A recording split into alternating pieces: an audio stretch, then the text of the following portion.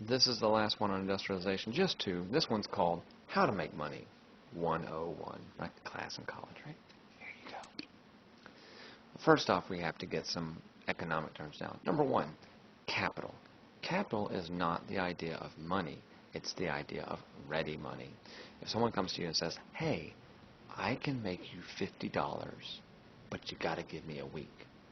Or someone says, hey, I can make you $50, have it to you tonight. You're going to go with the one tonight. Why? He puts the money in your pocket. So these industries are allowed to operate in a laissez-faire because they said, we can make you money to make America compete on a world scale. And they love that idea. So they said, yes, do it. All right? Now, one of the more effective ways that is born out of this idea of making capital is that of a corporation.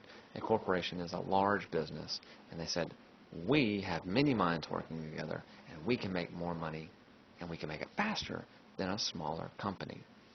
So these corporations are basically allowed to do whatever they wish for the effort of making money. Now, the catalyst, the drive behind all of this is the railroad. That's what it is. It's subsidized by the government. It's really easy to get into, and there's a lot of money to be had. All right? So the corporations, basically, any of these corporations, at the head of it, you're going to have a railroad line. Now, one of the biggest ones was John D. Rockefeller's, and we'll get that later on, and we'll get it. Okay. Now, when one of these corporations sought to buy out the other corporations or other companies and have a stranglehold, if you will, on one industry, we call it a monopoly, much like the game. Now, there's an interesting video I'll show you about class about the origin of monopoly, and it's really, really cool.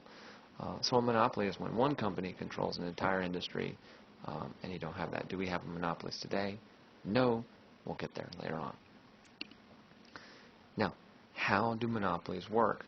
Monopolies work through an idea called pooling, and that basically means I'm going to take a little money from this, a little money from here, a little money from here. I'm going to put it all together, and in the end, we all have money for this corporation.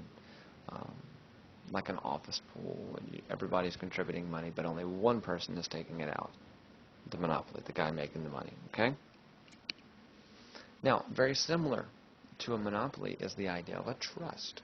Now, a trust is like a monopoly. They're almost identical, and in fact, sometimes we use them synonymously. So what is the difference? A trust has a board of directors. Monopoly has one guy. So that's the whole idea of a trust, right? Now, the trusts are going to create these fake companies, if you will, called holding companies. Holding companies is kind of the idea of, hey, Chris, let me hold $1, right? Everybody hates Chris. But the idea is you're going to hold that dollar, you're going to keep it from public sight. Why? You're not going to have to pay taxes on it, etc., because it's not technically there. It's hidden from sight. Then it's going to come back into play, and we'll be able to use it and invest it as capital. So holding companies are kind of holding things from public eye. Next, these corporations would go about merging with other ones to create this massive company. Examples of mergers would include Snooks and Kroger. Kroger went out and bought all these Snooks up. Some of them they kept operate, other ones they closed, and they all took on the same name, and that was Kroger.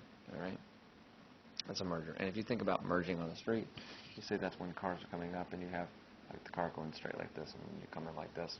You're going to merge into the traffic and to create without creating interference. Two have become one. It's the idea of a merger. All right?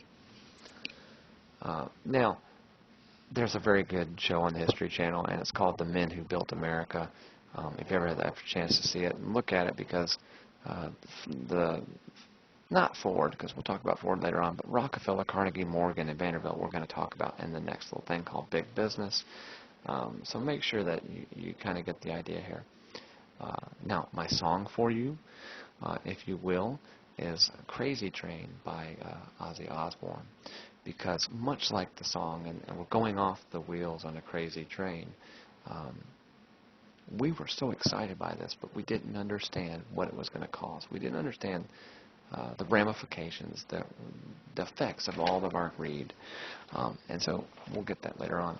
But that was it for industrialization. Take the quiz.